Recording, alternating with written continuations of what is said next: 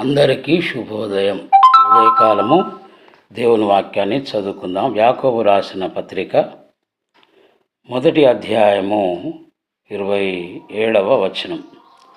తండ్రి అయిన దేవుని ఎదుట పవిత్రమును నిష్కలంకమునైన భక్తి ఏదనగా, దిక్కులేని పిల్లలను, విధవరాండ్లను వారి ఇబ్బందిలో పరామర్శించుటయు, ఇహలోక మాలిన్యము తనకంటకుండా తన్ను తాను కాపాడుకొనుటయునే.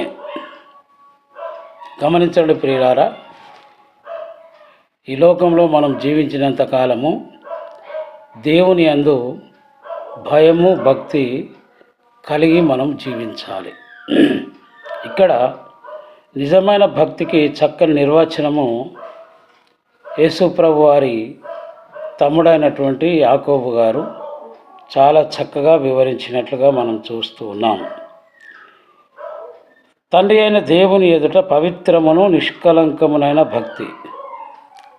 భక్తిలో కలంకము లేకుండా ఉండాలి, పవిత్రతతో కూడినదిగా ఉండాలి. అది ఎలా ఉంటుంది, ఎలా ఉండాలి అంటే, దిక్కులేని పిల్లలను వారి ఇబ్బందిలో పరామర్శించడం, అది మొదటి అంశం.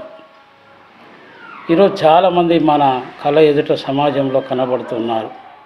తల్లిని కోల్పోయిన వారు, లేదా తండ్రిని కోల్పోయిన వారు, లేదా ఇద్దరిని కోల్పోయిన పిల్లలు కనబడుతూ ఉంటారు.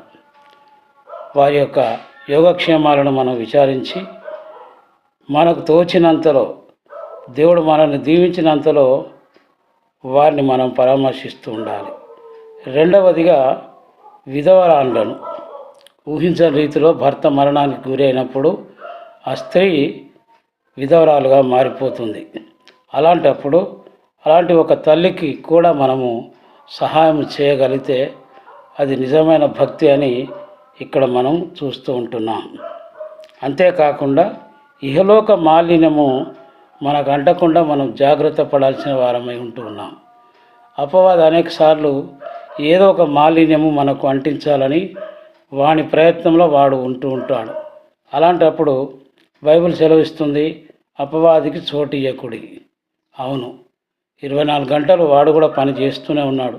ఏ విధంగా ఈ వ్యక్తిని అపవిత్రతలో పడేయాలని చెప్పేసి, ఇహలోక మాలిన్యం అంటించాలని చెప్పేసి. కాబట్టి వానికి తావు లేకుండా, వానికి చోటు ఇవ్వకుండా మనము నిజమైన భక్తిని కొనసాగిస్తూ దైవ భయం కలిగి ముందుకు కొనసాగుదాం.